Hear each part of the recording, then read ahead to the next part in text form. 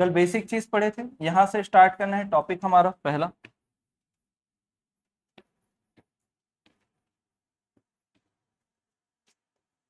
आत्मा का विज्ञान। कल बेसिक चीज समझे थे ना कि 4 आधार बताए गए हैं विकास के। मनोविज्ञान में विकास में कितने आधार बताए गए हैं? 4। तो 4 में क्या क्या शामिल था? आत्मा, मन और व्यवहार ना। तो पहला यही है, तो आपको ध्यान रखना है साइंस ऑफ सोल, या इसी को बोल देते हैं स्पिरिट। तो ये कौन लेकर आते हैं? अरस्तु या अरिस्टोटल। और इस कॉन्सेप्ट में समर्थन कौन करते हैं, आपको ये याद रखना है। तो समर्थन में जो सपोर्ट करते हैं इस कॉन्सेप्ट को, वह है सुकरात, प्लेटो। सुकरात, प्लेटो, डेकार्ट, रुडोल्फ गोइकिल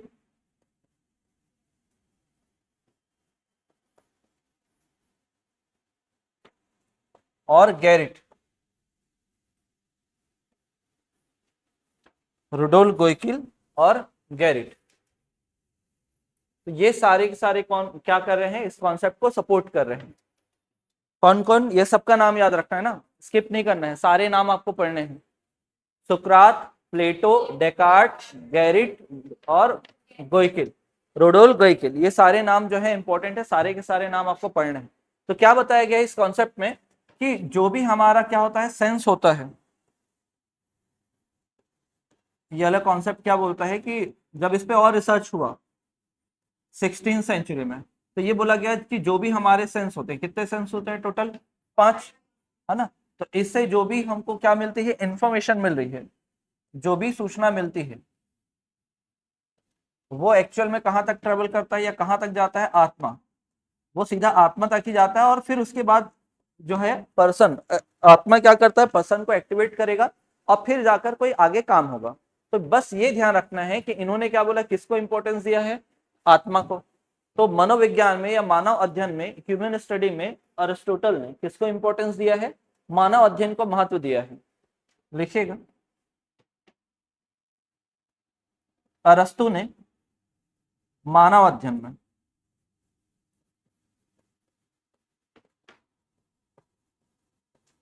अध्ययन में आत्मा को महत्व दिया है। आत्मा को महत्व दिया।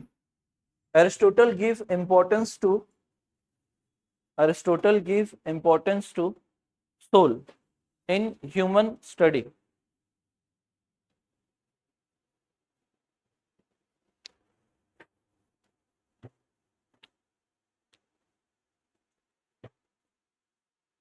In human study. दूसरा पॉइंट देखिएगा, आत्मा अध्ययन को अरस्तु ने अंतःकरण कहा है।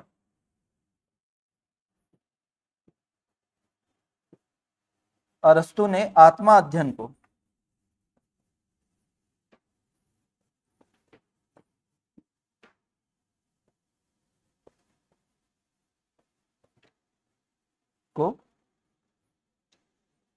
अंतःकरण कॉन्साइंस कहा है। क्या बोला है? कॉन्साइंस। कॉन्साइंस ये याद रखिएगा। तो अरस्तु क्या बोलते हैं कि जो स्टडी ऑफ सोल है, वो उसको उन्होंने क्या नाम दिया है? कॉन्साइंस नाम दिया है। तो ये ध्यान रखना। तो अभी तक साइकोलॉजी वर्ड नहीं आया ना, साइकोलॉजी वर्ड को आने में टाइम है, और कोई दूसरा पर्सन लेके आएंगे। हालांकि हम क्या, अरस्तु को फादर ऑफ साइकोलॉजी जरूर बोलते हैं, लेकिन वो जो साइकोलॉजी वर्ड है वो कौन इंट्रोड्यूस करेंगे? कोई और इंट्रोड्यूस करेंगे। कौन इंट्रोड्यूस करते हैं आगे देखेंगे, रुडोल्फ गोइकिल करेंगे। तो यहां तक आपने क्या क्या देखा? अरस्तु ने मानव अध्ययन में आत्मा को महत्व दिया। दूसरा पॉइंट क्या लिखा आपने कि आत्मा अध्ययन को क्या बोला इन्होंने? अंतःकरण कहा था। तो ये इंपॉर्टेंट लाइन है, ये थोड़ा ध्यान रखना है। बढ़े आगे। फिर आप देखते हैं क्या, कुछ इंपॉर्टेंट साइकोलॉजिस्ट हैं, जैसे ये आपको दिख रहे हैं, कौन? डेकार्ट, रुडोल्फ गोइकिल और गैरिट। इनका कॉन्सेप्ट हमको समझना है। तो रुडोल्फ गोइकिल का डेकार्ट का क्या कहना है कि डेकार्ट एक मैथमेटिशियन, फिर भी उनका कॉन्सेप्ट कुछ अलग था। उन्होंने क्या बोला कि एक तो इस कॉन्सेप्ट को इन्होंने सपोर्ट किया, कौन से कॉन्सेप्ट को सपोर्ट किया, आत्मा वाला। और मैथमेटिशियन आत्मा को कैसे सपोर्ट करेंगे, करना तो नहीं चाहिए। लेकिन उनका क्या मानना था कि जब इनसे पूछा गया आप तो मैथमेटिशियन है और जो क्या, जो किस पे भरोसा करते हैं, जो किस पे भरोसा करते हैं, जो होगा उस पे भरोसा करते हैं, जो प्रूवन हो उस पे भरोसा करेंगे, लेकिन आप कैसे इस पे। तो इनसे पूछा गया आपको क्या लगता है आत्मा क्या है, तो इन्होंने लाइन दिया क्या कि भाई ब्लड ही जो फ्लो होता है बॉडी में वही आत्मा। जब तक ब्लड फ्लो हो रहा है ना तभी तक व्यक्ति जीवित है, और उसके बाद उसकी क्या हो जाती है, मृत्यु हो जाती है। तो ये कॉन्सेप्ट किनका था, गैरिट का, सॉरी डेकार्ट का। तो यहां तक समझ में है। तो आगे लिखिएगा, मनोवैज्ञानिक तर्क, साइकोलॉजिस्ट थॉट, मनोवैज्ञानिक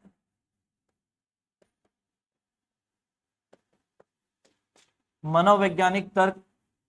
तो मनोवैज्ञानिक तर्क में क्या बोला गया, पहला पहला नाम लिखेगा डेकार्टिस, बोलते हैं इंग्लिश में डेकार्टिस, या डेकार्ट भी लिखेंगे चलेगा, डेकार्टिस। तो ये बोलते हैं कि रक्त ही आत्मा है, ब्लड इज अ सोल।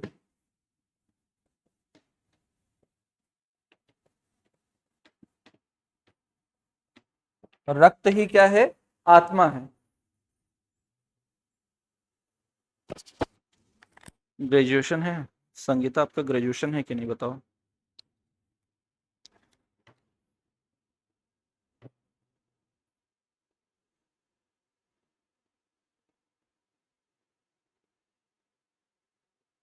रक्त ही आत्मा है मतलब ब्लड को इन्होंने क्या बोल दिया, सोल बोला। यहां तक क्लियर है। अब आगे देखिएगा, अगला लाभ किसका लिखना है, रुडोल्फ गोइकिल का। बढ़े आगे।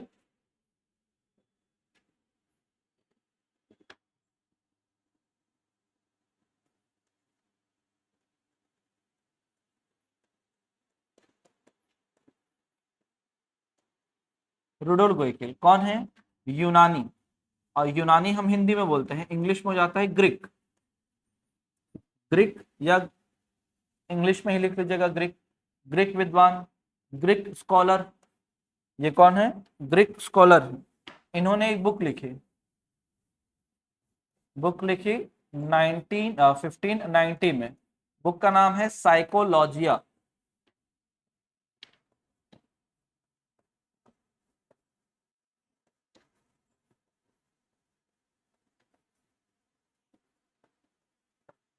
साइकोलॉजिया। तो इन्होंने बुक कौन से लिखी, साइकोलॉजिया। और इस साइकोलॉजी बुक में पहली बार, फर्स्ट टाइम, जो वर्ड है साइकोलॉजी वो यूज किया गया है। पहली बार साइकोलॉजी शब्द का प्रयोग।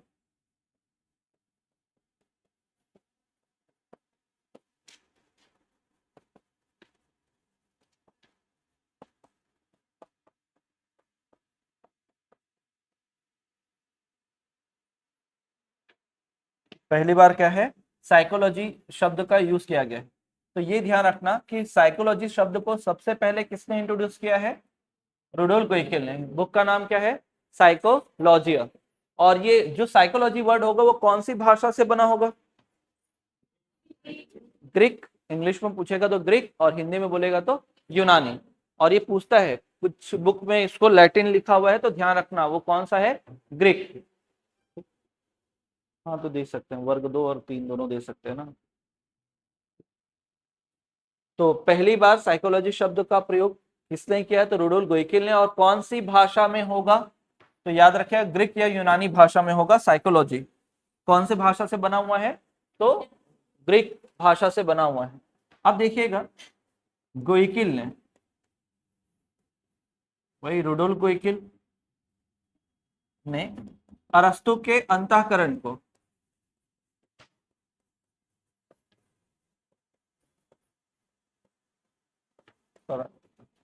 साइकोलॉजी कहा।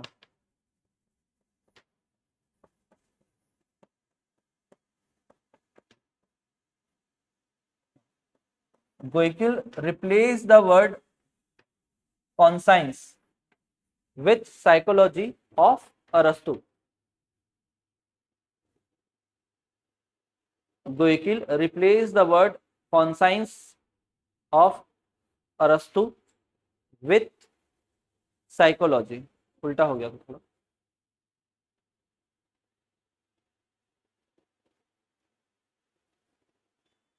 गोइके replace the word conscience of Aristotle with psychology. तो अब यहाँ पर इनका कहना था कि जो गोइकिल क्या बोलते हैं, जो अरस्तु ने स्टार्ट किया था वो क्या था एक्चुअल में, वो जो अंतःकरण उन्होंने बोला था वही आज क्या है, साइकोलॉजी है। तो पहली बार साइकोलॉजी वर्ड को कौन इंट्रोड्यूस करते हैं, तो याद रखना है रुडोल्फ गोइकिल। अब आगे देखते हैं कि तो गैरिट गैरिट भी अभी के साइकोलॉजिस्ट है ना, मतलब 100 साल, 100-150 साल ही है, एकदम पुराने नहीं है। तो यहाँ पर क्या है, गैरिट गैरिट क्या बोलते हैं, आत्मा सिद्धांत का समर्थन, support the theory of spirit या सोल, आत्मा सिद्धांत का समर्थन किया था।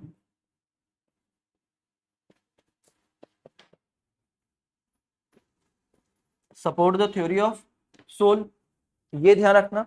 और दूसरा इन्होंने क्या किया, इनका कॉन्सेप्ट आया किसको लेकर, साइकोलॉजी को लेकर।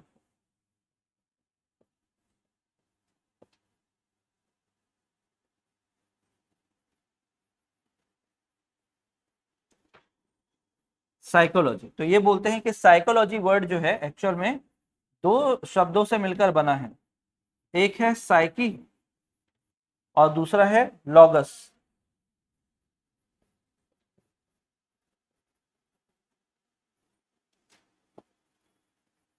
लॉगस, तो ये साइकी का मतलब ये बोलते हैं कि यही तो आत्मा है, यही तो क्या है, आत्मा है। और इसका मतलब क्या होता है, अध्ययन, स्टडी।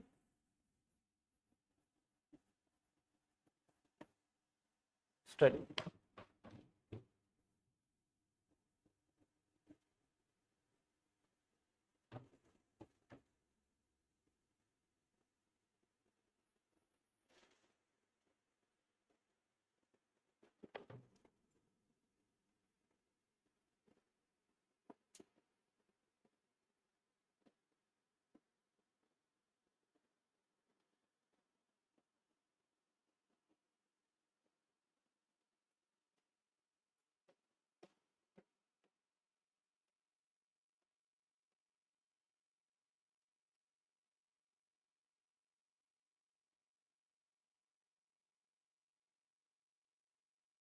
लोगस, और क्या लिखा हुआ है, साइकी। तो ये ध्यान रखिएगा। और ये कॉन्सेप्ट कब तक चला है,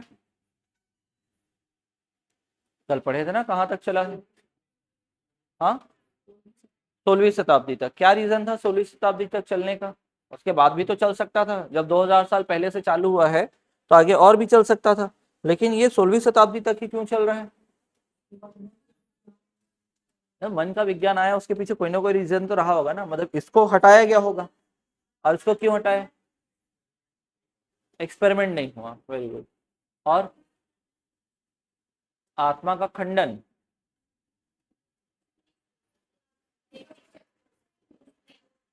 ठीक है। जैसे यहाँ पर क्या था, इस समय ना साइंस बहुत ज्यादा तेजी से इवॉल्व हुआ, जो हमारा विज्ञान है, विज्ञान बहुत तेजी से इवॉल्व हुआ।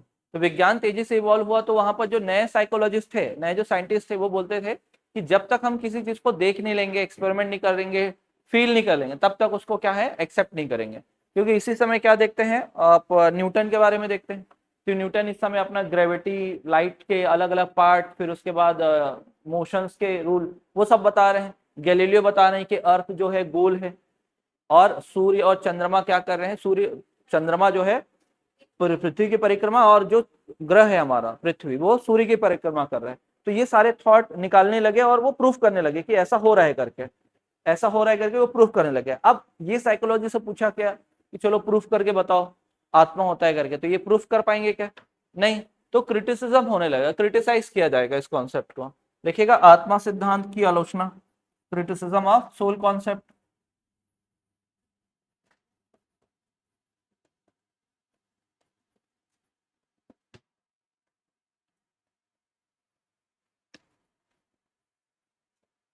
आत्मा सिद्धांत की आलोचना, तो आत्मा सिद्धांत की आलोचना में आप देखेंगे क्या, आलोचना, क्रिटिसिज्म ऑफ सोल। तो उसके लिए क्या बोला गया, तीन बेसिक कॉन्सेप्ट लिए गए। क्या वो दृश्य है क्या, विजिबल है क्या? दूसरा आपने देखा क्या इस पे, क्या इसका कोई आकार है? शेप के बारे में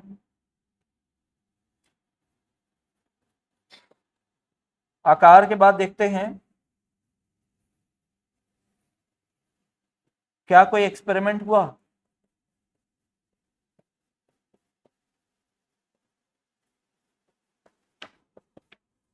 तो क्या कोई आकार दृश्य है क्या? नहीं। कोई शेप पता चला क्या? नहीं। ना तो इस पे कोई हम क्या कर पाए, एक्सपेरिमेंट कर पाए।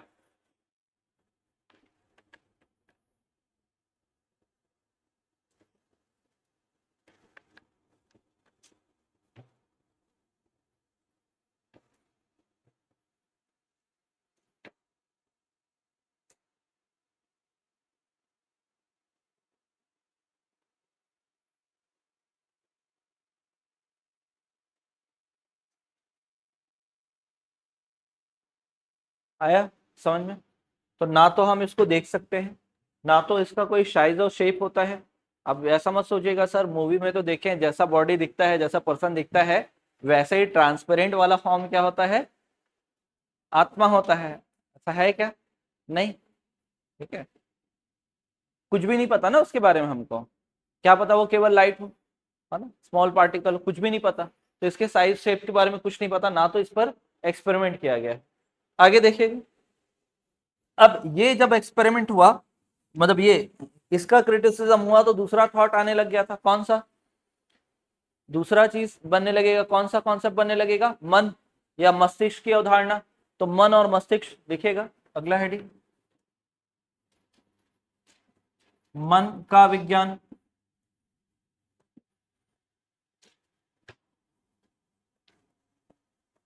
Science of mind. तो साइंस ऑफ माइंड में पंपोनोजी,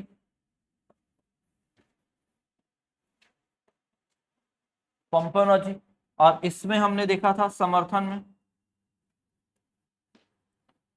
इसमें समर्थन में KLL ऐसा कुछ याद रखें। तो can't, Immanuel Kant, lock, John Locke हो जाते हैं, और एक हो जाते हैं लाइबनीज।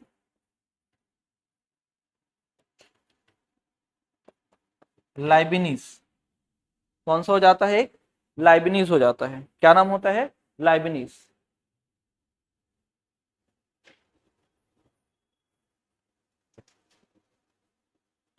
अब क्या होगा कॉन्सेप्ट में बताओ? पहले कहां तक थे? आत्मा तक।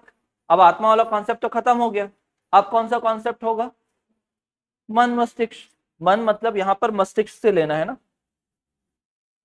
जैसे यहां पर आप देखेंगे तो जो कॉन्सेप्ट चल रहा था इंद्रियों से, जो इंद्रियां हैं हमारी, सेंस, कितनी? 5। इसी में से देखेंगे जो भी इंफॉर्मेशन आएगा, अब ये यहां पर क्या जाएगा कॉन्सेप्ट, कहां तक जाना है? मन, या कहीं कहीं पर आप इसको मस्तिष्क पढ़ेंगे, मन मस्तिष्क। तो यहां तक गया।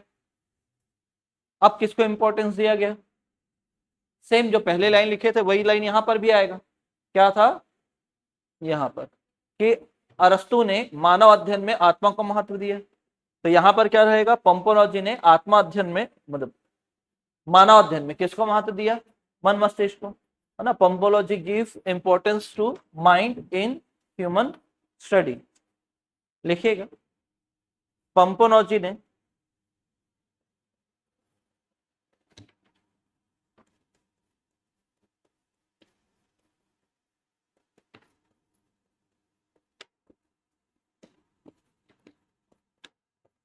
मानव अध्ययन में मन को महत्व दिया।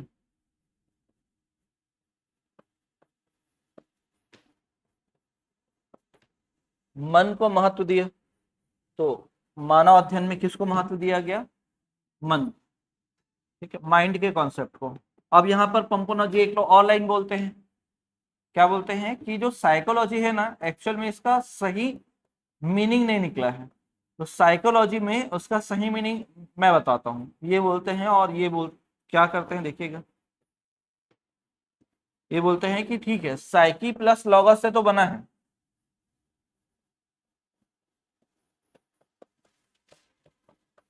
साइकी प्लस लॉगस तो है,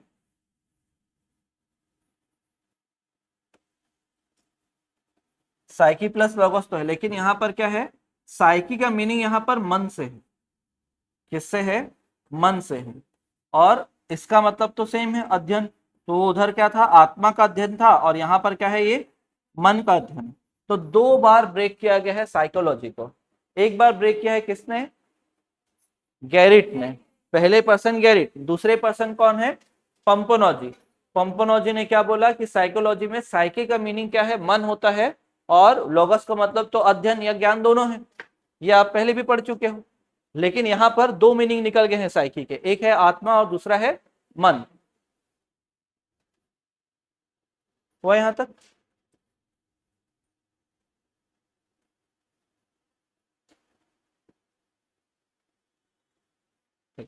क्वेश्चन लिखिएगा, what doesn't mean by psyche in psychology. ये यहां तक हुआ लिख के। साइकोलॉजी में साइकी का अर्थ क्या है? What doesn't mean by psyche in psychology.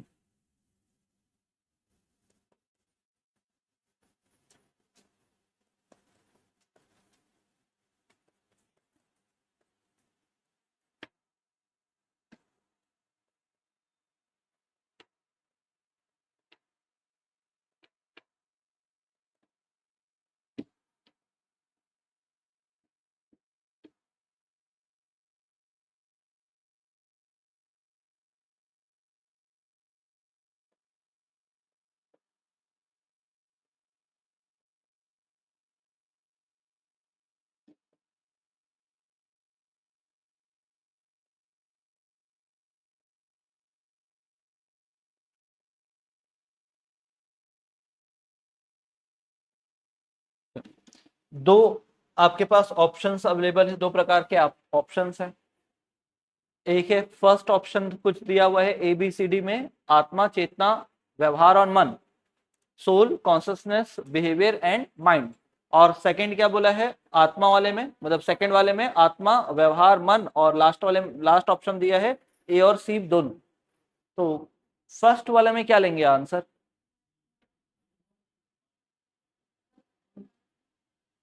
First वाले में क्या लेना चाहिए? नहीं, फर्स्ट वाले में अगर आपके पास क्वेश्चन आया,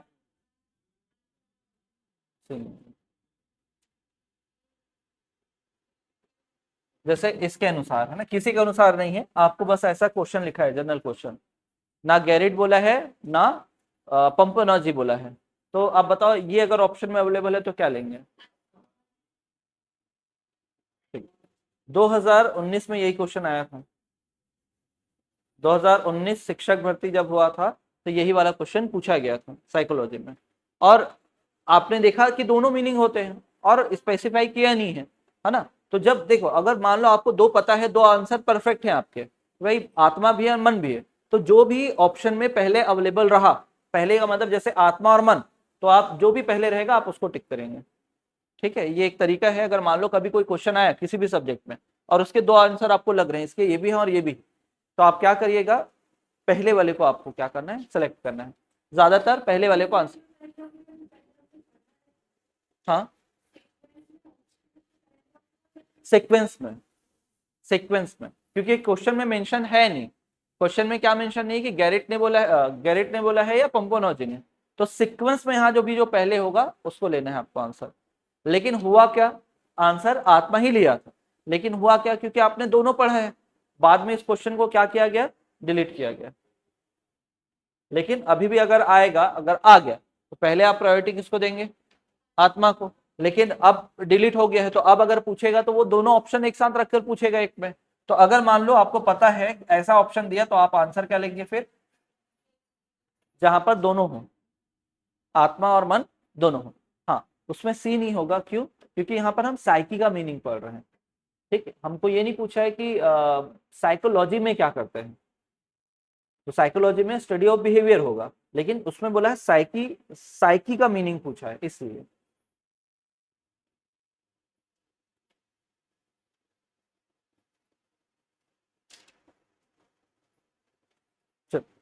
बढ़े आगे। चलो, तो मन शब्द आपने कई बार यूज किया होगा। माइंड ठीक नहीं है, मूड ठीक नहीं है, बोले है ना, ठीक है, आज मन नहीं कर रहा है, बोलते हैं ना, मेरी मनपसंद सब्जी कौन सी है, क्या खाना पसंद करते हैं। तो बताओ मन कहाँ रहता है, मन कहाँ पर है? सोचो, सोचने वाली बात है ना। आप बोलते हैं ना मन को अच्छा नहीं लग रहा है, आज मन नहीं है, तो ये मन कहाँ रहता है? मस्तिष्क में। लेकिन ऐसा बोलते हैं कि आज मन को अच्छा नहीं लग रहा है, कैसे बोलते हैं फिर आप? हाँ, हार्ट पे हाथ रखते हैं, आज मन को अच्छा नहीं लग रहा है, आज बिल्कुल बोर लग रहा है, आज नहीं लग रहा है। तो क्या हम दिल से सोचते हैं क्या? नहीं, सोचते तो हम अपने मस्तिष्क से है ना।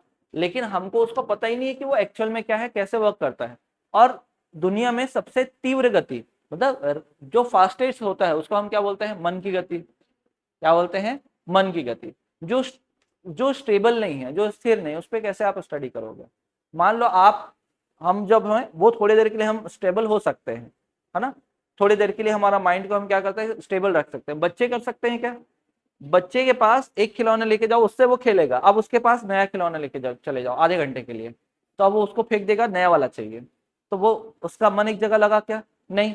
अगर मान लेते हैं हमको जो जॉब चाहिए वो मिल गया, अब फिर उसके बाद अलग थॉट आएंगे, इससे बड़ा वाला कुछ चाहिए, बनाना भी चाहिए। तो हम एक जगह स्टेबल हो जा रहे हैं क्या हमारा माइंड? नहीं। तो जो स्टेबल नहीं है, जिसके बारे में हमको पूरी नॉलेज नहीं है, कोई वो है कैसा, क्या होगा उसका से, वो वर्क कैसे करता होगा, तो कुछ भी नहीं पता है। तो यहाँ पर सेम चीज वही होगा, यहाँ पर भी क्या होगा? आलोचना, मन सिद्धांत की आलोचना,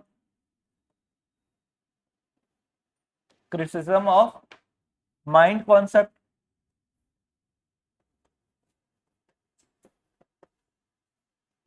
सेम वही, क्या आपने मन को देखा है क्या? नहीं, तो ये विजिबल तो है नहीं। दूसरा देखते हैं कौन सा, मन के बाद आकार। तो आकार के बारे में कोई नॉलेज होगा क्या? नहीं। और अगर देखा जाए तो ये क्या है? एब्स्ट्रैक्ट कॉन्सेप्ट है। शेप, एब्स्ट्रैक्ट का मतलब क्या हो जाएगा? अमूर्त है। मन जो है वो कैसा है? अमूर्त है, तो शेप तो है नहीं इसका कुछ। दूसरा चीज आप देखते हैं कि इस पे कोई एक्सपेरिमेंट नहीं हो पाया क्योंकि स्टेबल नहीं है।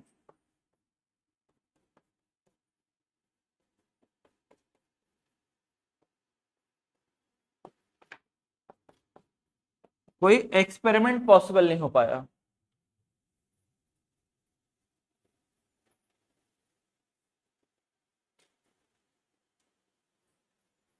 कोई एक्सपेरिमेंट पॉसिबल नहीं हो पाया। फिर अगला कॉन्सेप्ट कौन सा आएगा? कौन सा? चेतना का विज्ञान। कौन सा विज्ञान आएगा? चेतना का विज्ञान आएगा। तो चेतना के विज्ञान में आप क्या पढ़ेंगे? सेम ऐसे ही कुछ रहेगा। क्या रहेगा? सेम ऐसे ही कोई कॉन्सेप्ट पढ़ेंगे, हुआ यहाँ तक? ये लिख लिए ना।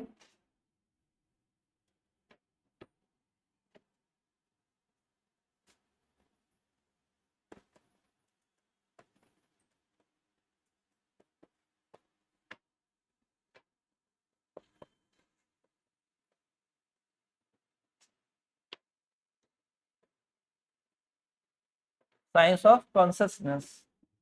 तो ये जो कॉन्सेप्ट है ये विल्हम वुंड ने बताया है।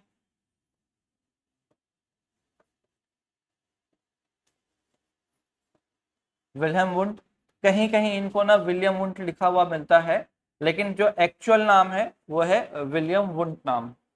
अब इस कॉन्सेप्ट में जो सपोर्ट करते हैं वो कौन है? हाँ, William James. William James. James के बाद देखेंगे टिचनर, एबी टिचनर। और एक है वॉइस। तो मेन नाम तो यही है, टिचनर और विलियम जेम्स। ये दोनों ज्यादा इंपॉर्टेंट है, टिचनर और कौन? जेम्स। अब यहाँ पर ना थोड़ा सा कॉन्सेप्ट चेंज होता है। थोड़ा सा कॉन्सेप्ट क्या चेंज होता है? जैसे हमने बोला था इंद्रियां होती है, बिल्कुल, इंद्रियां, सेंस। और कितने सेंस हम यूज करते हैं? तो 5, ये ध्यान रखना है। फिर उसके बाद अब यहाँ पर ध्यान रखना, जो फर्स्ट इंफॉर्मेशन होगा प्रथम सूचना, फर्स्ट इंफॉर्मेशन जो भी होगा उसको बोला जाएगा क्या? संवेदना।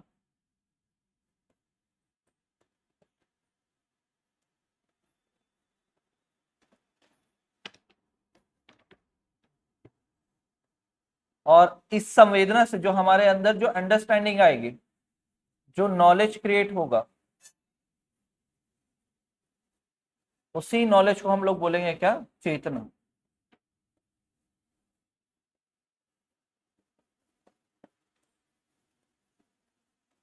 कॉन्शियसनेस।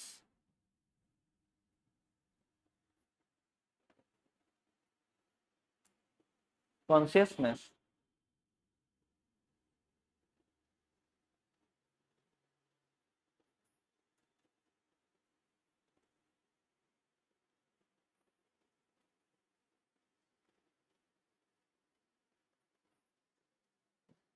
बताओ, जो इंद्रियां लिखे हैं, पहला देखिएगा, आपको अभी थोड़ा देर में रियलाइज होने लगेगा क्या कि आपके अंदर की एनर्जी धीरे धीरे क्या हो रही है? कम हो रही है ना?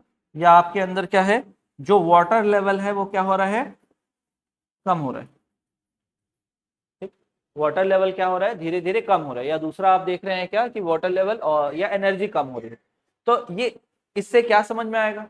दोपहर का समझ है, दोपहर का समय है, थोड़ी देर में दोपहर हो जाएगा, नाश्ता करके तो आए होंगे या तो शायद। ठीक, धीरे धीरे क्या होगा? एनर्जी कम होगा। तो एनर्जी कम अगर हो रहा है तो उससे क्या समझ में आएगा कि वो क्या होगा? क्या लग रहा होगा? ठीक है, कमजोरी नहीं तो बोलेंगे भूख। ठीक है, क्या बोलेंगे इसको? भूख लग रही। अब वही वाटर लेवल अगर कम हो रहा होगा तो आपको क्या लगेगा? प्यास। ठीक है, अब कमजोरी, वीकनेस, थोड़ा जनरल वे में बात करो। ठीक, यहाँ पर जैसे ही एनर्जी कम हो रहा है मतलब आपको एनर्जी पुटअप करने के लिए क्या करना पड़ेगा? खाना खाना पड़ेगा। तो वो बस ये थॉट बता रहा है कि अगर ये लग रहा है तो ये चीज क्या है? तो वो क्या है? भूख। बात समझ में है? जो भी हमने, जैसे धूप में जाओगे तो तेज जलेगा, तो वो चीज पता चल जाएगा आज बहुत ज्यादा गर्मी है ना? धूप एकदम ज्यादा क्या है, खुलकर सामने आ बोला कि आज तो नहीं छोड़ेंगे किसी को। तो क्या होगा कि ऊर्जा कम हो रही है, तो इससे क्या कॉन्सेप्ट क्या क्लियर हो रहा है कि एक समझ, एक नॉलेज या एक विचार आ रहा है, एक क्या आ रहा है? थॉट आ रहा है दिमाग में कि ये चीज क्या हो सकता है। तो वो क्या है? भूख। और अगर मान लो वाटर लेवल कम हो रहा है तो वो किसको बता रहा है? प्यास को। क्या ये बात समझ में आई? है ना कि ये जो है कॉन्सियसनेस पे कैसे काम कर रहा है। अब इसको लेकर एक्सपेरिमेंट भी किया गया, इसको लेकर क्या किया गया? एक्सपेरिमेंट भी किया गया। अब बताओ, एक्सपेरिमेंट मैं किसी को देख के बता सकता हूँ क्या कि किसको प्यास लगा हो, किसको भूख लगा है, कौन क्या सोच रहा है? नहीं, है ना? एक दो लोग हैं जो पर्चा भी लिख देते हैं, पूरा लिख के बता दूंगा क्या है करके, सुने है ना? लेकिन सब सब ऐसा कर सकते हैं क्या? नहीं कर सकते। लेकिन आप देखेंगे क्या कि अगर मैं कुछ एक्टिविटी करा रहा हूँ, जैसे मैंने आपसे पूछा, है ना, आपको कोई काम दिया, काम देने के बाद मैंने आपसे पूछा तो आपने उसको मुझे बताया कि सर ऐसा लग रहा है। तो फिर उसको मैं क्या करूंगा? अपने जो लैब या बोलना चाहिए जो एक्सपेरिमेंट है उसके रिजल्ट में उसको क्या करूंगा? शो करूंगा। तो ऐसे ही क्या हुआ? एक्सपेरिमेंट हुआ। पहला एक्सपेरिमेंट किसने किया? पहला एक्सपेरिमेंट तो विलियम वुंट ने किया। बात समझना ना, इसमें मैं डायरेक्टली देख के बता सकता हूं क्या कि क्या चल रहा है आपके माइंड में? नहीं, जब मैं पूछूंगा तभी आप मुझे रिप्लाई करेंगे सर ये फील हो रहा है करके। समझ में? तो ये कॉन्सेप्ट क्या बन जाता है? अंतर्दर्शन, इंट्रोस्पेक्शन मेथड बन जाता है।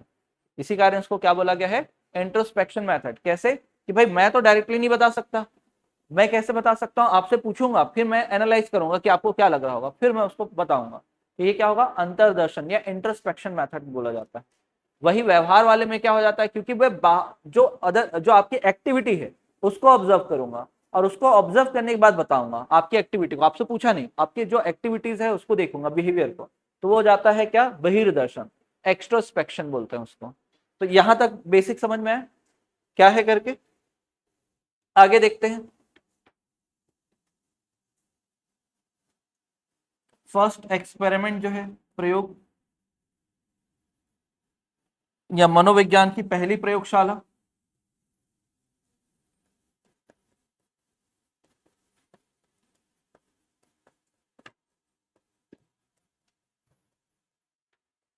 प्रयोगशाला, फर्स्ट लैब रिलेटेड टू या फर्स्ट लैब ऑफ साइकोलॉजी, ठीक है।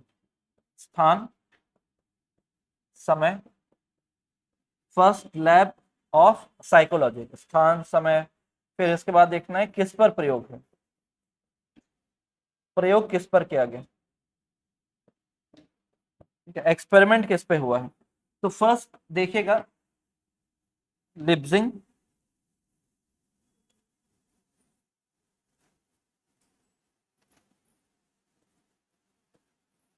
लिप्जिंग विश्वविद्यालय, क्या है, लिप्जिंग विश्वविद्यालय है। इसी को क्या बोलते हैं, कार्ल मार्क्स यूनिवर्सिटी बोल देते हैं। कार्ल मार्क्स यूनिवर्सिटी कब, मतलब कहाँ है, तो याद रखिए जर्मनी में है। कहाँ है, जर्मनी।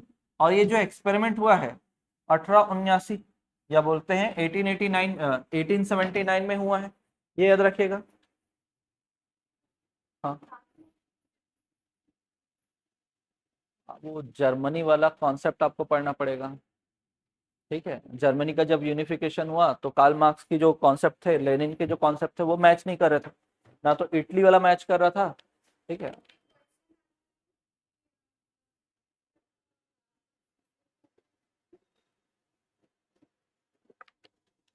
कार्ल मार्क्स कौन है, ये बोल रहे हो क्या आप?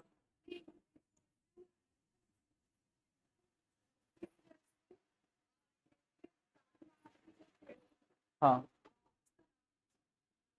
कौन से पर्सन ने इसको एक्सेप्ट किया है, तो आप देखिएगा जो भी साम्यवादी होंगे, साम्यवादी मतलब जो भी कम्युनिस्ट होंगे, वो इस कॉन्सेप्ट को मानते होंगे। तो छत्तीसगढ़ में कम्युनिस्ट कौन थे, जो ये मानते थे कि पूरी जो सत्ता है वो किसानों और मजदूरों के हाथ में होनी चाहिए, तो वो होते हैं कम्युनिस्ट, या उसी बोलते हैं साम्यवादी, ठीक। देखते हैं आगे अगर आएगा, छत्तीसगढ़ पढ़ोगे तो शायद वो सर बताएं आपको।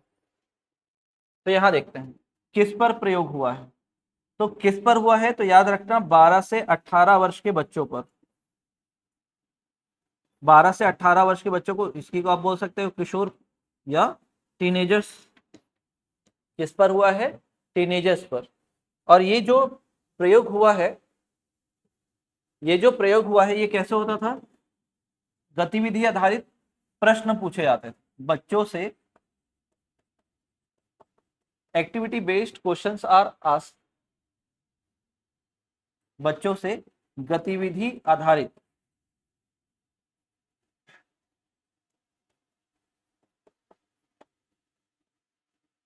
आधारित प्रश्न पूछे जाते थे,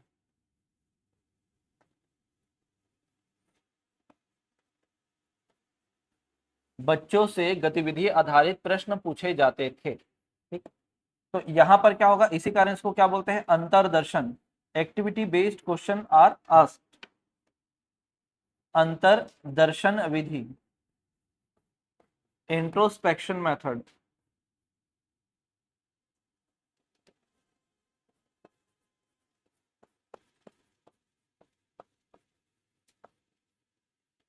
इंट्रोस्पेक्शन मेथड,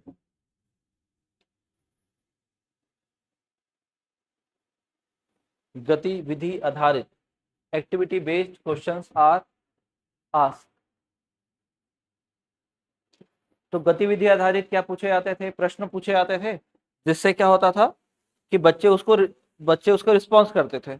और वो जो पूरा मेथड है वो कौन से नाम से जाना जाता है, फिर अंतरदर्शन विधि के नाम से जाना जाता है। कौन से विधि के नाम से जाना जाता है, अंतरदर्शन विधि के नाम से जाना जाता है।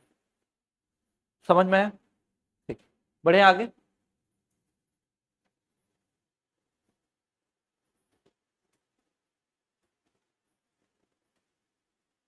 हो गया ना।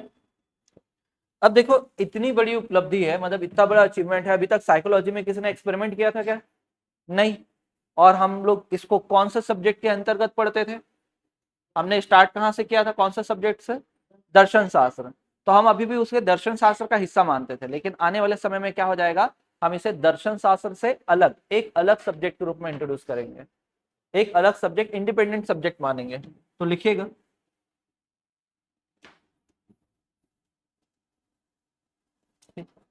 तो यहां देखिएगा फिलॉसफी से,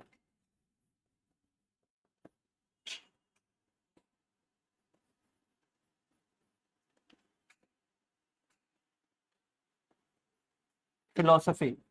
तो ये फिलोसफी से एक न्यू सब्जेक्ट बना, नया विषय, नया विषय बना। और ये नया विषय कब बना है, ध्यान रखना है 1880 में। एक्सपेरिमेंट कब हुआ है, 79 में। विद इन अ ईयर इसको क्या बोला गया है, ये तो इंडिपेंडेंट सब्जेक्ट होना चाहिए। क्या होना चाहिए, एक इंडिपेंडेंट सब्जेक्ट होना चाहिए, मनोविज्ञान।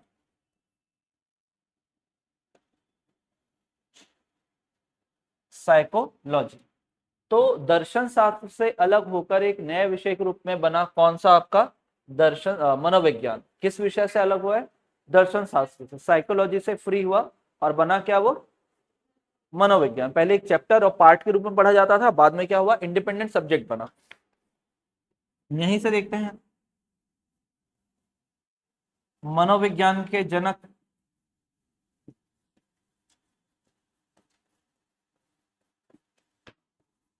मनोविज्ञान का जनक, फादर ऑफ साइकोलॉजी। और एक है आधुनिक मनोविज्ञान के जनक,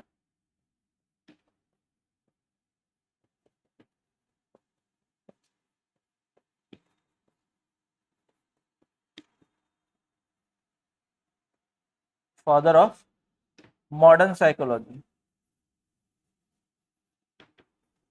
मॉडर्न साइकोलॉजी।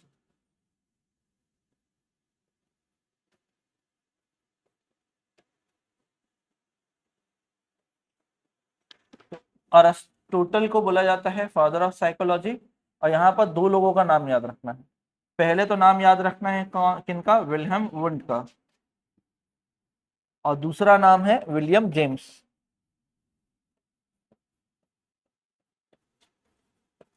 तो कुछ बुक में विलियम जेम्स को ही पहला दे दिया है, तो आप याद रखिएगा विलियम वुंट चालू करते हैं, उसको आगे बढ़ाने का काम किनका होता है, विलियम जेम्स का। तो अगर दिया गया है, क्वेश्चन पूछा आधुनिक मनोविज्ञान का जनक कौन है, modern psychology, father of modern psychology, तो वो याद रखना विलियम वुंट ही है। अगर वो नहीं है ऑप्शन में, तब आप किसको टिक करेंगे, जेम्स को टिक करेंगे।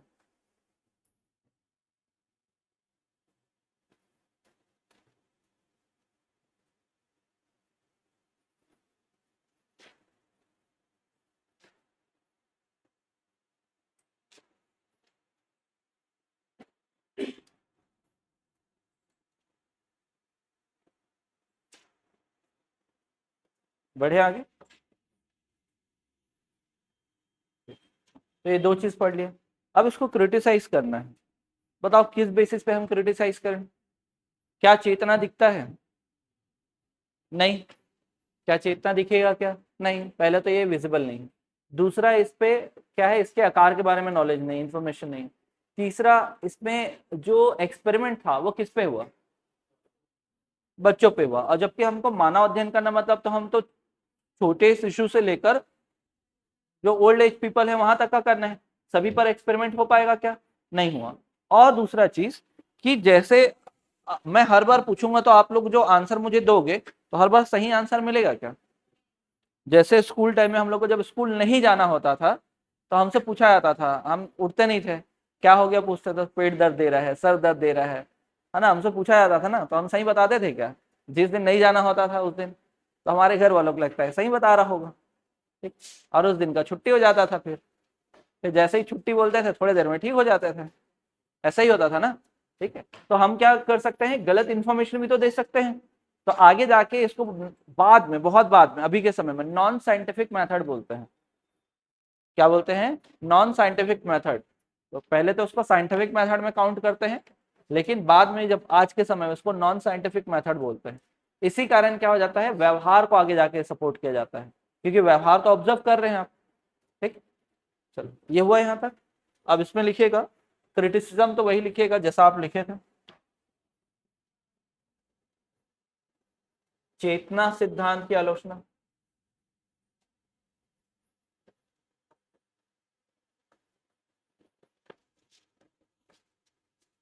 Criticism of consciousness theory, criticism of consciousness theory. तो इस कॉन्शसनेस थ्योरी में आप देखते हैं क्या है, एक तो सेम चीज, दृश्य नहीं है, विजिबल नहीं है, दूसरा आपको नहीं पता आकार कैसे होगा।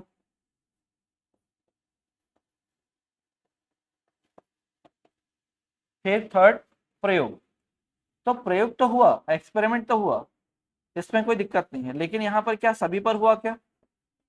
नहीं, वो हमारे लिए इंपॉर्टेंट पॉइंट है। सभी पर संभव नहीं है, सभी आयु वर्ग पर।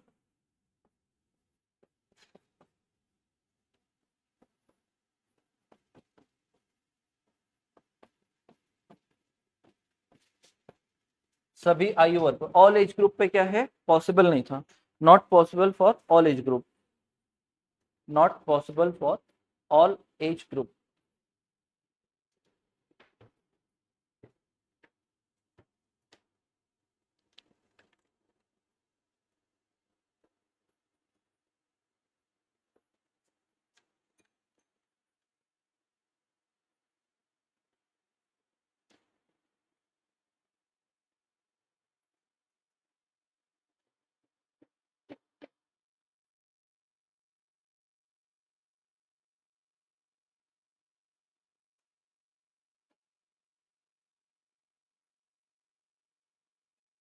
बढ़े।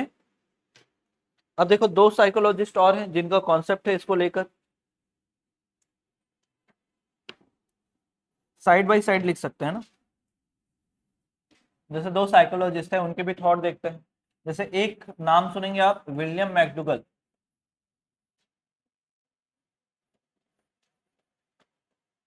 और एक नाम लिखेंगे आप, Sigmund Freud.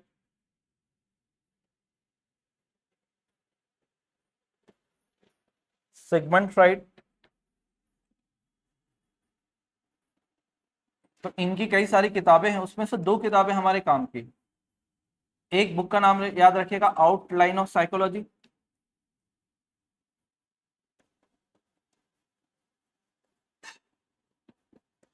Outline of psychology. दूसरा याद रखिएगा, an introduction of,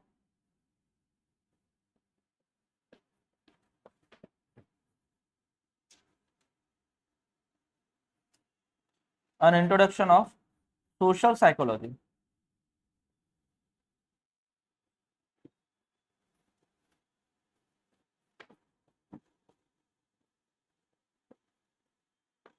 an introduction of social psychology.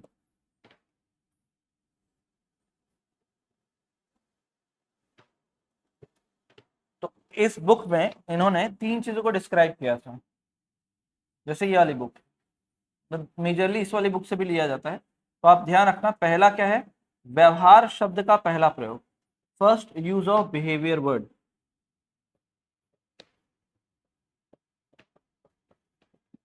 First use of behaviour word, मतलब पहली बार, ऐसा नहीं है कि व्यवहार शब्द था ही नहीं, पहले था, लेकिन उसमें साइकोलॉजी में जो फर्स्ट टाइम यूज हुआ है वो देखना है कि व्यवहार शब्द का पहला प्रयोग कहां से चालू हुआ है। तो किसने किया है साइकोलॉजी में, तो विलियम मैकडुगल ने यूज किया है। फिर 14 बेसिक इंस्टिंक्ट, 14 मूल प्रवृत्ति की बात होती है।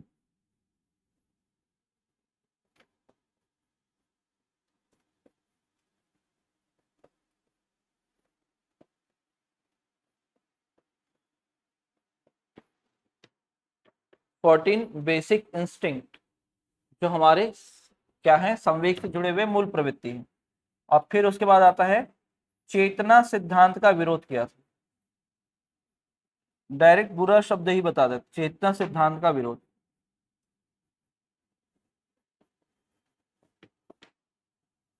क्रिटिसाइज द कॉन्शसनेस थ्योरी, मतलब डायरेक्टली इन्होंने बोला था चेतना जैसा कोई भी कॉन्सेप्ट नहीं होता, उसके जगह तो क्या होता है, व्यवहार होता है, बिहेवियर होता है।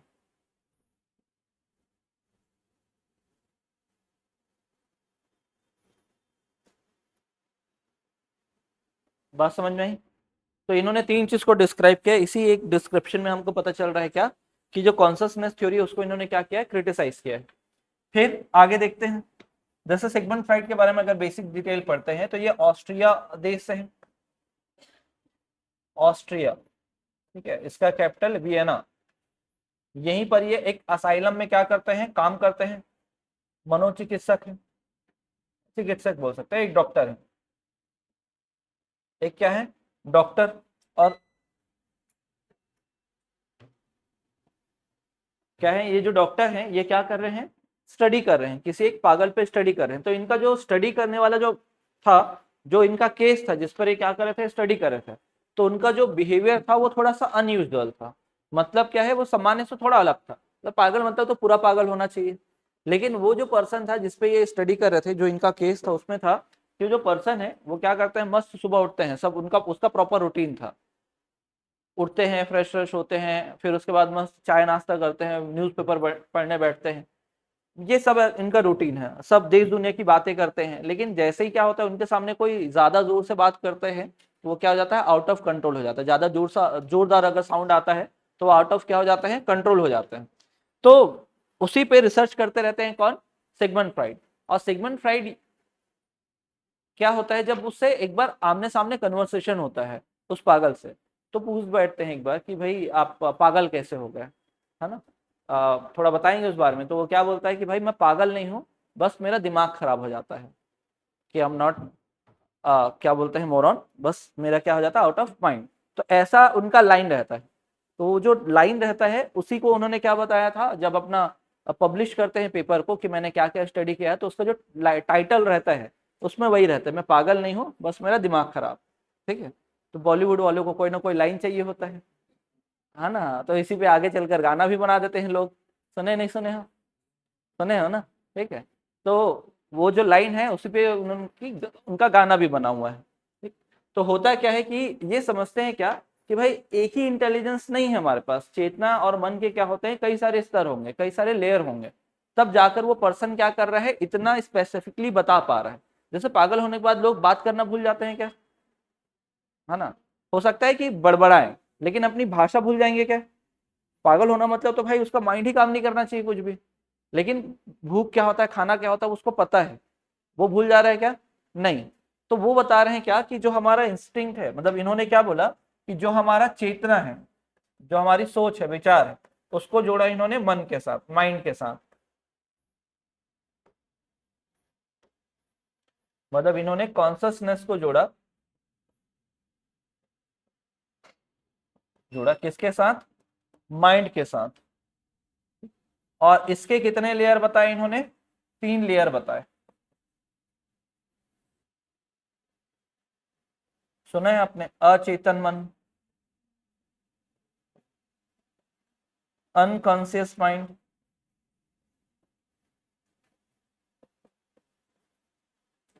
अनकॉन्शियस माइंड, फिर उसके बाद क्या लेकर आते हैं ये, अर्ध चेतन मन,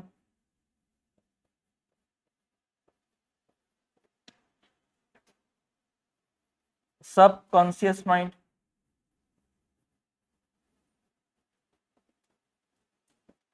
सब कॉन्शियस माइंड, और थर्ड जो है वो कौन सा हो जाएगा आपका, चेतन मन।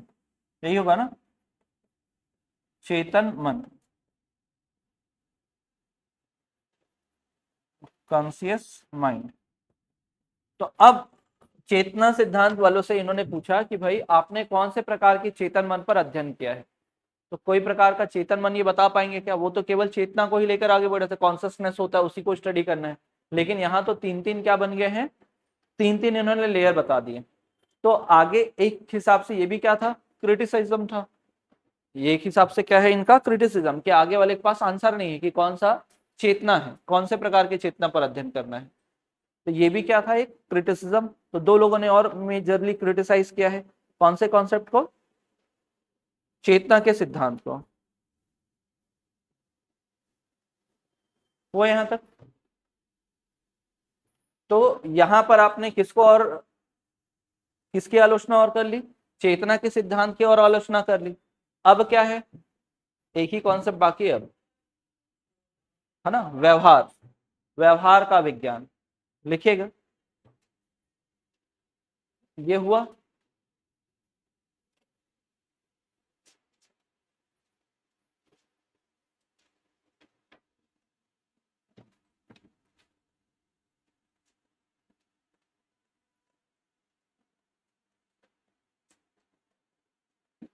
व्यवहार का विज्ञान, साइंस ऑफ बिहेवियर।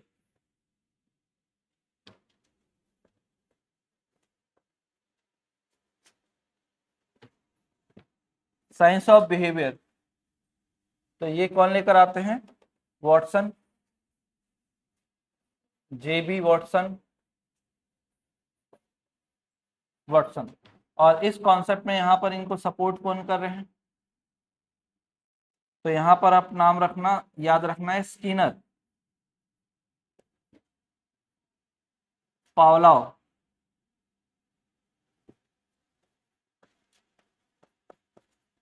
और दूसरा कौन सा याद रखना है पावलोव के अलावा?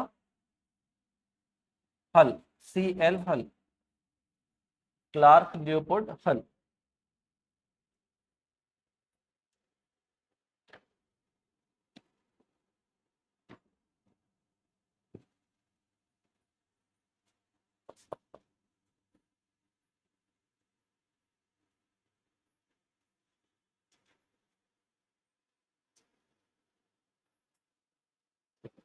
यहाँ देखिए जो कॉन्सेप्ट चला था वो कैसा था? हमारा सेंस, जहां से हम इंफॉर्मेशन क्या करेंगे? एक्वायर करेंगे। फर्स्ट इंफॉर्मेशन, फर्स्ट इंफॉर्मेशन को क्या बोला जाता है? क्या बोले हैं? संवेदना, सेंसेशन आएगा, और आगे बाद में और पढ़ना है तो ध्यान रखे रहो।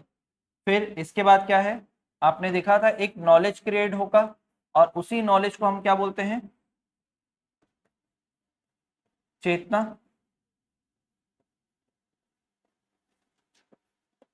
कॉन्सियसनेस। तो यहां तक तो आप पहले भी पढ़े थे,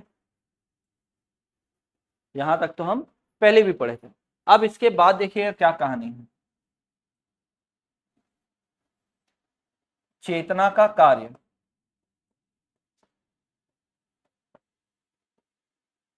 वर्क ऑफ कॉन्सियसनेस पूरा लिखेगा आप लोग, और या मानसिक क्रिया भी बोलते हैं, मेंटल प्रोसेस,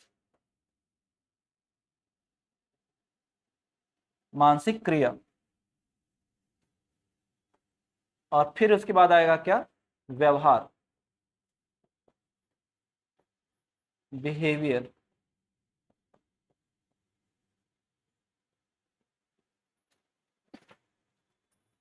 फिर आएगा बिहेवियर।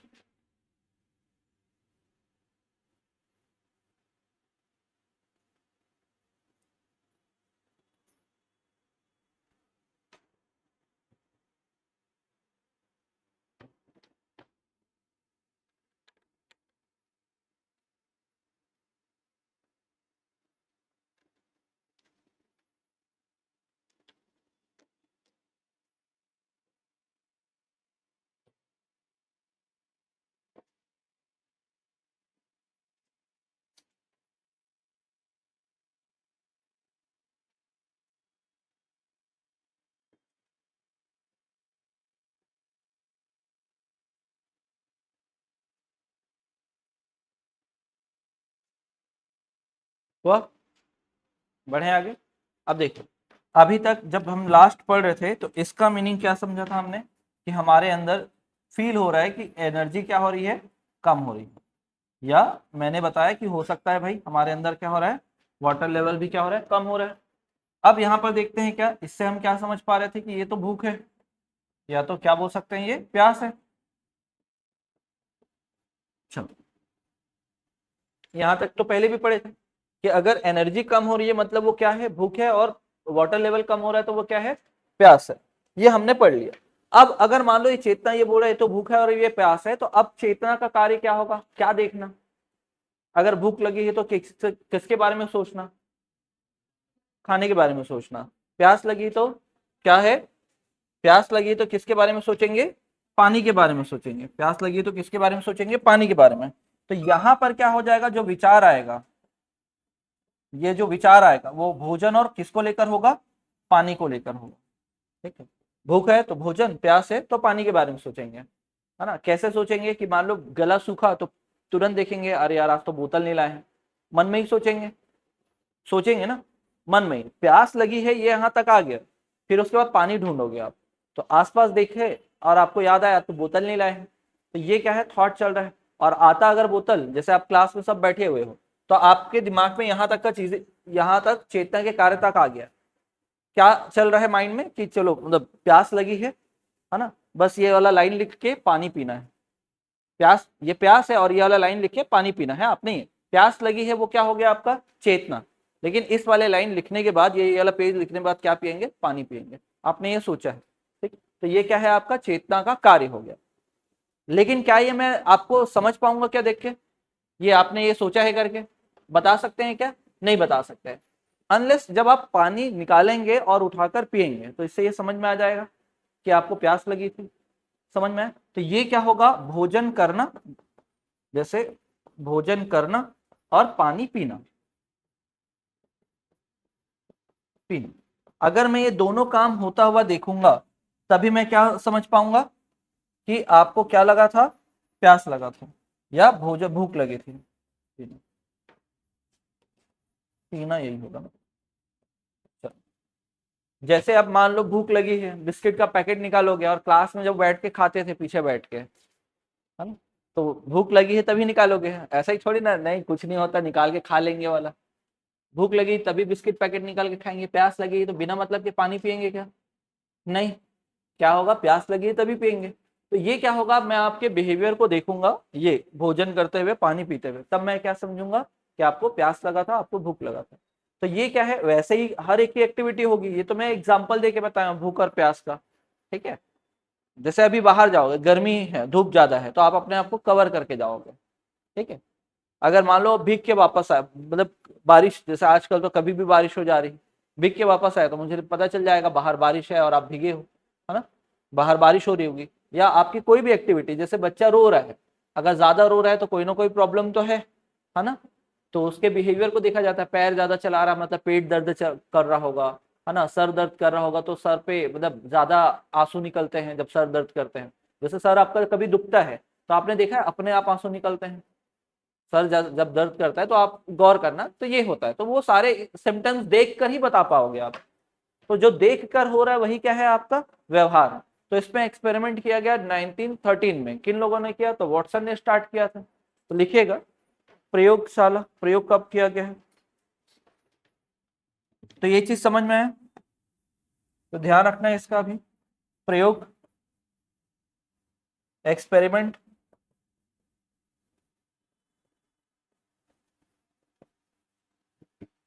एक्सपेरिमेंट, समय या स्थान ही लिख लो पहले, स्थान, कौन सा प्लेस है, कौन सा टाइम है और किन पर हुआ है,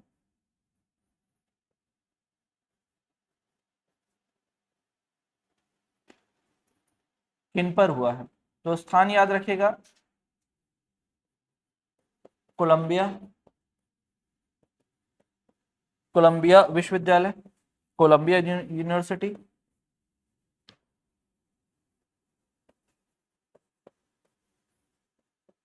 अमेरिका।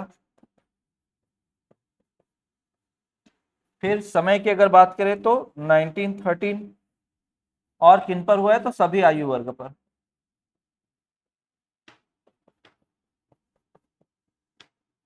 All age group. ये क्या है, अवलोकनीय व्यवहार का अध्ययन करता है, स्टडी ऑफ ऑब्जर्वेबल बिहेवियर,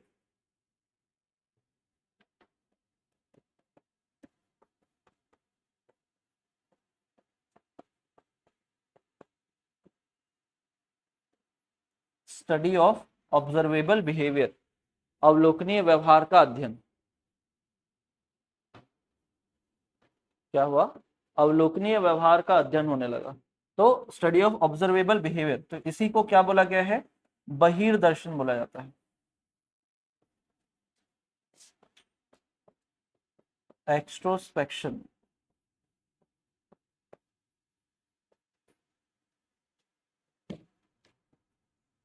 इसी को बोला गया बहिर्दर्शन। बहिर्दर्शन क्यों बोले जा रहे, समझ में आया, क्योंकि अब जो है मैं आपके बिहेवियर को देखकर बता पाऊंगा, है ना, तो बाकी दोनों क्या थे, बाकी के पहले क्या थे, अंतर्दर्शन कहला रहा था, ये बहिर्दर्शन कहलाएगा।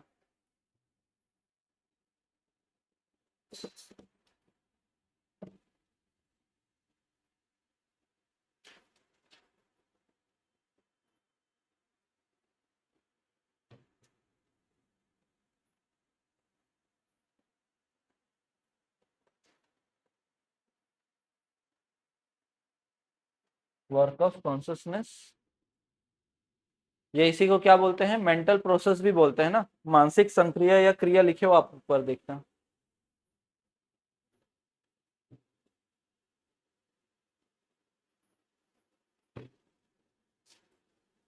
बढ़े आगे।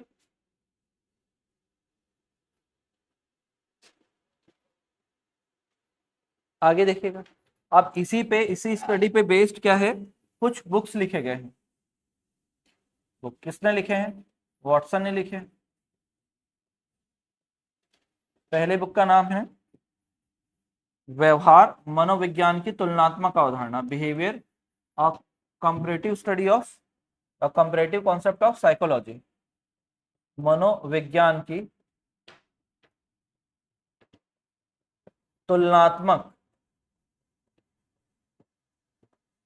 अवधारणा, behaviour a comparative concept of psychology. फिर सेकंड बुक का नाम लिखिएगा व्यवहारवाद, बिहेवियरिज्म,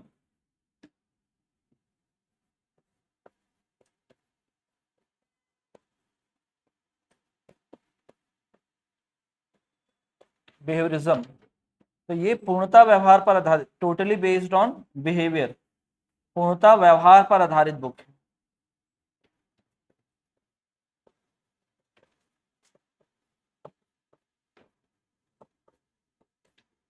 पूर्णतः व्यवहार पर आधारित क्या है, totally, this book is totally based on behaviour, मनोविज्ञान की तुलनात्मक अवधारणा और व्यवहारवाद, बिहेवियरिज्म।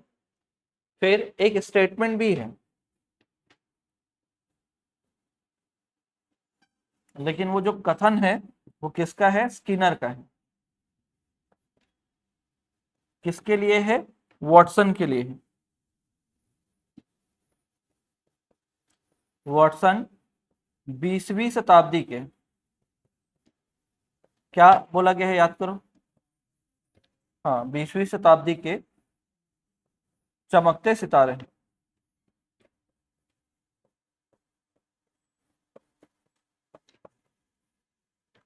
चमकते क्या हैं, सितारे हैं।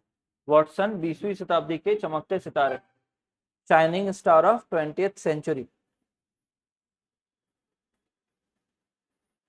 Shining star of 20th century.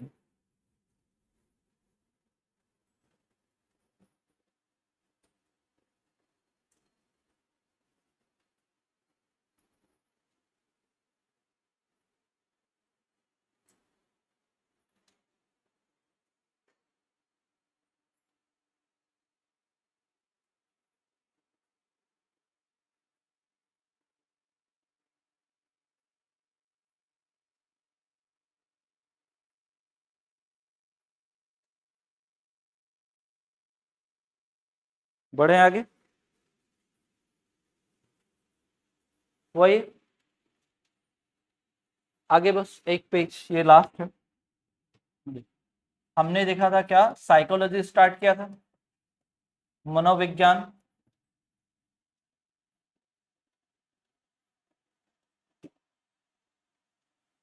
Psychology. अब इस साइकोलॉजी में आप देखते क्या है, एक तरफ पढ़ना था आपको क्या, हिस्ट्री ऑफ साइकोलॉजी,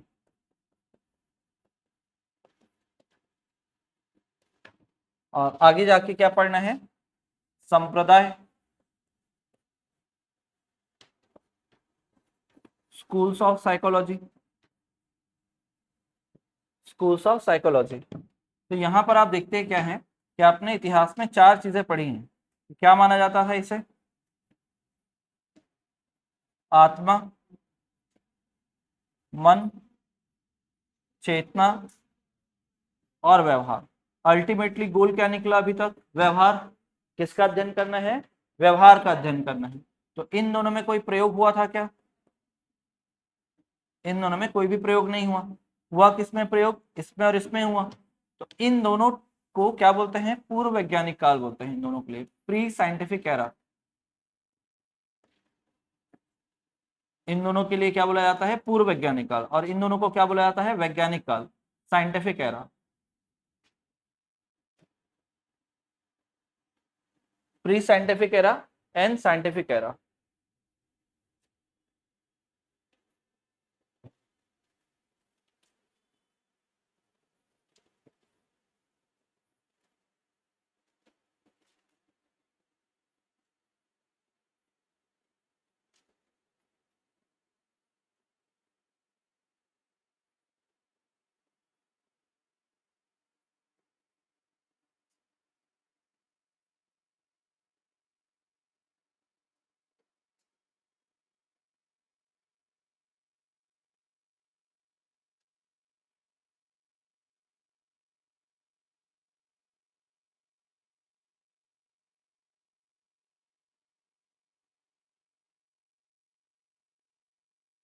बढ़े आगे। अब देखो यहीं पर क्या है, स्टेटमेंट दिया गया है, कथन।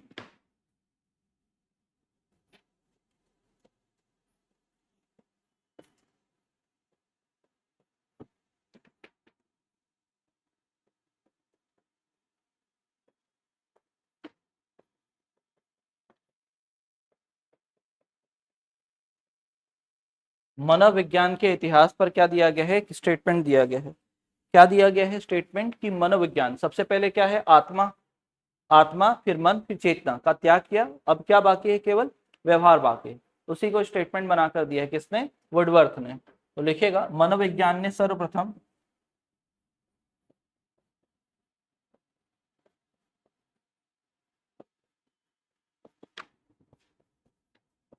प्रथम अपनी आत्मा फिर मन और अंत में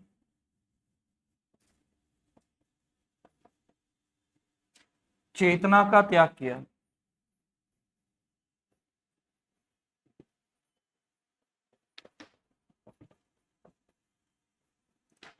अब केवल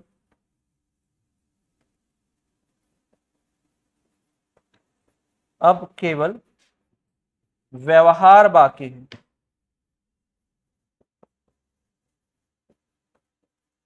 लिखेगा psychology first lost its soul, then its mind and then consciousness.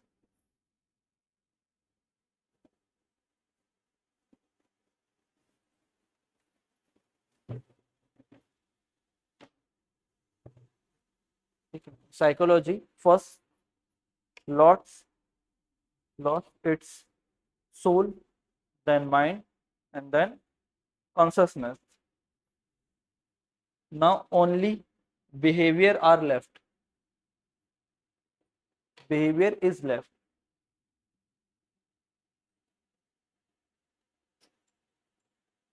Now only behavior is left.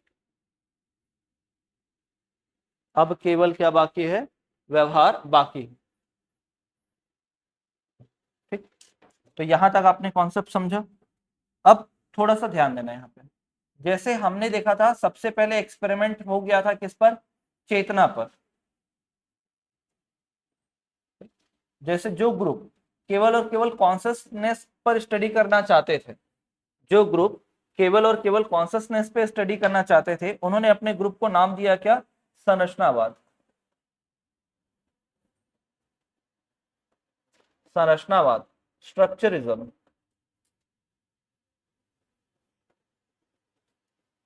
कौन सा कॉन्सेप्ट बोलते हैं ये, स्ट्रक्चरिज्म बोलते हैं। संरचनावाद स्ट्रक्चरिज्म पढ़ेंगे ना आगे पूरा डिटेल में। फिर उसके बाद क्या है, कुछ लोगों ने बोला कि नहीं नहीं यार, चेतना नहीं, चेतना के कार्य को इंपॉर्टेंस देना चाहिए। चेतना का या के कार्य, तो ये भी आपने पढ़ा है, चेतना कार्य एक जगह पढ़े थे ना। ठीक, तो उस पर स्टडी करना है, तो वो लोग अपने आप को क्या बोलने लगे, प्रकार्यवाद, फंक्शनलिज्म।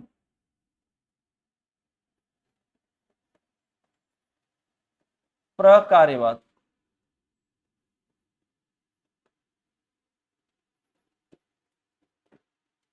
फिर अगला देखते हैं,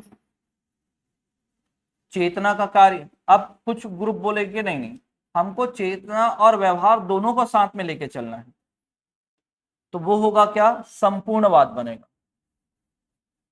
संपूर्णवाद। टोटलिज्म, और उसी टोटलिज्म को या टोटल वर्ड को जर्मन लैंग्वेज में क्या बोलते हैं? गेस्टाल्ट, गेस्टाल्टवाद पढ़ते हैं फिर, गेस्टाल्टवाद, गेस्टाल्टिज्म, गेस्टाल्टिज्म। फिर एक बोलते हैं क्या, नहीं नहीं, केवल और केवल क्या चाहिए? व्यवहार चाहिए। तो ओनली व्यवहार पे स्टडी करने वाले लोग ही कौन होंगे? व्यवहारवाद होंगे, behaviourism, behaviourist group of psychologist. तो व्यवहार, अब व्यवहार ही मेन हो जाएगा ना, सब चीज में कौन जुड़ जाएगा? व्यवहार। तो यहां पर बोला गया व्यवहार है, लेकिन व्यवहार किस पे डिपेंड करता है? पर्सन के नीड पर। किस पे डिपेंड करता है? पर्सन के नीड पर। तो अगला ग्रुप बना कौन सा? आवश्यकता सिद्धांत, नीड थ्योरी, किसका? अब्राहम मैस्लो का। फिर वैसे ये कहेगा क्या? व्यवहार ठीक है, लेकिन व्यवहार ना अनकॉन्शियस माइंड पे डिपेंड करता है, अचेतन मन पर, अचेतन मन पर। तो ये कौन सा ग्रुप बनेगा? मनोविश्लेषणवाद, साइको एनालिसिस,